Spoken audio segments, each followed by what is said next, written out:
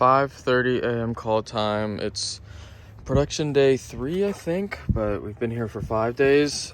And one thing that I will just say right off the bat is that the gear that you're choosing or that you've been building, your rig, needs to be so tight and perfect, because when you're in these situations, you don't have time to be tightening this and changing that and this monitor mount loosens up. It's just like, no, that's your job as a filmmaker, as a freelancer, to perfect before you get on site. And so that could be buying more premium products, that could be spending the time just tinkering with your gear and trying to get it exact and perfect. But when you're on set, that is not the time to be figuring it out. It slows everything down.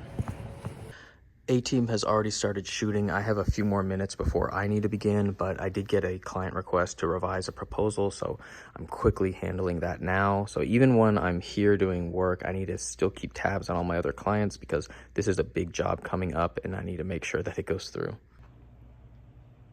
Just checking out the gear. Lawn maintenance is doing their thing. We're shooting in 30 minutes, so hopefully they stop. And then I always like putting a heavy light outside because I need to illuminate that wall in there. And 300C again, doing some heavy lifting.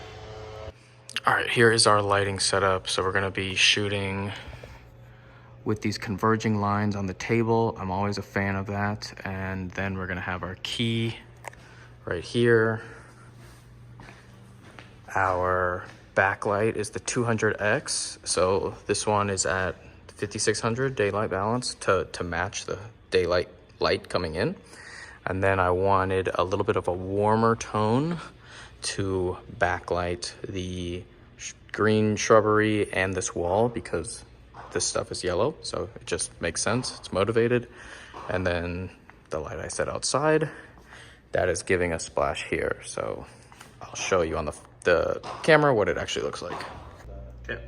Versus here. Okay. Camera. Yep. Do I need to go down a little bit? Yeah. Just where she would be? Yeah. Okay. Side note, tomorrow I'm flying to Puerto Rico to celebrate my 100th vlog. If you have a question that you would like a direct answer from me, put it in the comments. I'll do my best to get to all of them, along with sharing what are the work benefits, financial benefits of starting a vlog and doing 100 episodes with an iPhone. All right, this is gonna be a fun setup. We're using a little bit of light fill here and mainly shooting down this symmetrical framing. We're supposed to make it look like it's not a golf course. So I'm cross shooting, but I'm getting a really intense butterfly shadow. So I'm gonna bring my 5-in-1 reflector, and hopefully that'll bounce up and negate some of that. Regional and national charities. Because golf This is such a fun experience. It's not my dream gig, but it is my dream job to be a freelance videographer, traveling the world, camera in hand, and just making really cool images. And it's taken a long time to build the network where I can get plugged into these types of projects, but I'm so happy where I'm at now, and I know it can just increase and get better. I'm putting on a hat because we are taking the whole production out there, and we are going to be shooting back towards this clubhouse, which is nice because the sun is not directly overhead, so we're going to get a little bit of an angle, and we're just going to diffuse it with our big diffuser and probably bounce back in as well if we can, maybe from the ground, so we can cut out some of the green spill. For those of you who saw in the last vlog, and I'll link it right here in the corner, our grip heads did not come with the stands that we rented, so we have to use some impromptu accessories, and we're just using diffusion and bounce, which wouldn't be my first choice, but man, am I loving the image. Just a wide spread of light coverage, and don't have to worry about battery levels, don't have to worry about power cords, and it just looks great. You do have to be aware of the clouds moving in and out, because that can greatly affect the image. And one change that I did is I switched out of 2.8 more to F5.6 area, because we have a beautiful view. We have mountains, a clubhouse, and one of the cool feelings is when you're setting up the frame and you're saying, I know this is going to go into my portfolio reel. It's like laughing at me. What's going on? Wants to be part of the show. One of the biggest issues we had was we were under a flight path, so about every 45 seconds we had to stop and reset. Everyone, That's a wrap! That is not a wrap on the project. That is only a wrap on the day. So 2 hours on a mountain drive and we're heading to Flagstaff. this is a lot better than my previous show. Beautiful location for the final day of production. I think we're starting off with B cream is. Oh, gosh. The only thing I would be worried about is just some reflections, but okay. I think we can hide it though. Yeah, so 9's right there. Okay. So, you know, it'll be right there at 9. In my last video, we were in Scottsdale and had a whole day to location scout. This one, we just have an hour or so. This is the third option, and I like this one so much more because there's so much more texture and visual interest on the fire, on the brick wall, on the deep window. So for me, this is like a fun experiment, and I get to play because I know it's going to look really good. Okay, subject's gonna be looking across frame, so we're gonna have directional light coming from here and then kind of directional fill light coming from here. And I might increase the ratio a little bit by bringing the curtains over and really darkening up this side. And then we're gonna have some, you know, specular highlights that will be exposed, and then just the beautiful fire in there. Experience with that? Unfortunately, I can't share the screen grabs right now, but I will be posting them onto my Instagram once it's clear, and it's going to be really cool to see the A camera, the B camera, and then I'm going to add a behind the scenes photo of exactly where each light ended up. And in order to get my exposure, my preferred tool is false color, which is not available on the FX6, but it is on small HD monitors. And I love my older 502 bright.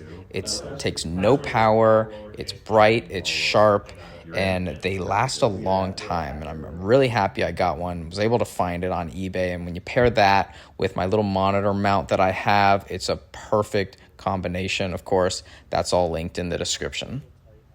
Interior interviews and B-roll are finished. Now we're gonna head out to the course and get the manager kind of overseeing the renovations that are happening. They already launched the drone and got that going. It couldn't ask for better weather right now.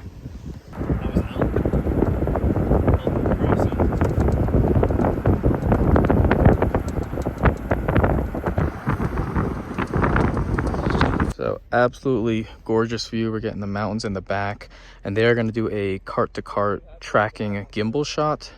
Our production cart is going to be a little bit in front, and then the gimbal op is going to be leaning out to the side, kind of looking backwards a little bit. That way he can see both of the other drivers talking and having a conversation. So I can't shoot that right now because our production cart would be in the same frame, so I just get to watch. Okay.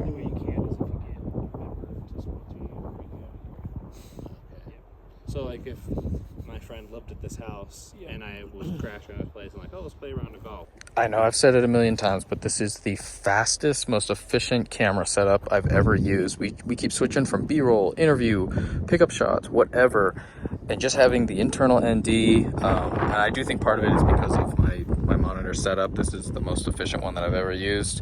It just makes shooting a breeze, and you barely think about the camera. You get to actually just think about the shoot and what's happening with production, and that is something that I always wanted to have with my gear. It's just very fast operation.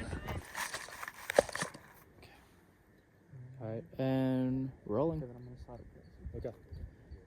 All right, you can head on in.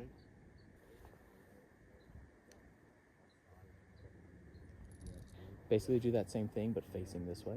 Okay. So we see that. It doesn't matter if they see that. So maybe you start here, around, and then when you get to here, I'm gonna say walkie. He's gonna bring up the walkie. Talk when you're compadres and stuff. I'll just do it on the side. Yeah. I don't need nobody. Okay. All right. So. Yeah. Sorry. We're rolling, so I'm gonna hit the truck in 3, 2, 1. This was one of the more fun narrative style scenes. I don't normally do this type of work, but we have simultaneous action going on, so there's no wasted time. Valet doing their thing, taking care of the clubs, and I made sure that when we shot this 3 or 4 different times to give a lot of different looks, frame sizes, perspectives, so the editor doesn't have a headache in the end just cutting from the same shot. Now he has options. So we'll just need somebody kind of like in the front, being like, hey, how's it going? Okay, let's walk. Tables together, you might not be sitting together, but it'll definitely work. Okay. A-Team is doing a scene at the bar, and I am scouting for my scene, which I'm thinking, why not use the best table in the house? So we'll have 2 people here, and then a server engaging with them, and then the whole, course in the background. But we're gonna need a lot of light to combat these huge windows. Glass of gasoline with a little scotch. Sounds delicious. It's so nice when it comes out exactly how you envisioned, and this shot is definitely going into my portfolio. All right, perfect. And we can reset, go to the same position. Perfect. So maybe we'll have her continue through there. That kind of makes sense. 3, 2, 1. Yeah, weren't you talking to me about that? And Nikki. Yeah. I'm so sorry. Go for it. Cut. Be aware of your surroundings. Shoot wrapped, and we have 19 boxes going back to Lens Rentals. That's the gear for the entire shoot, besides the stuff that I brought. I got all that and that black case. So yeah.